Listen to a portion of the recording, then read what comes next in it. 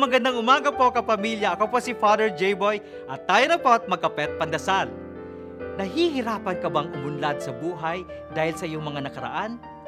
Meron po akong kwento.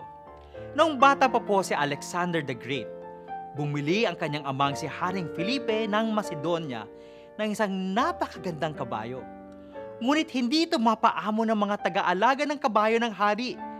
Kaya naman, nagpaalam si Alexander na siya na mismo ang magpapaamo ng kabayo na yon. Napansin ni Alexander na natatakot at balisa ang kabayo sa tuwing nakikita nito ang kanyang anino. Kaya naman, naisip na Alexander na dapat laging nakatingin ang kabayo sa araw. Hindi naglaon, tuluyang napaamo ni Alexander ang kabayo at naging tapat niya itong alaga, lalong-lalo na sa panahon ng pakikidigma.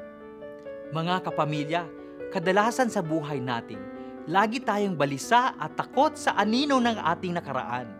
Kung hahayaan natin ang ating mga sarili na manatili sa lagim ng ating nakaraan, mahihirapan tayong umusad sa ating patutunguhan.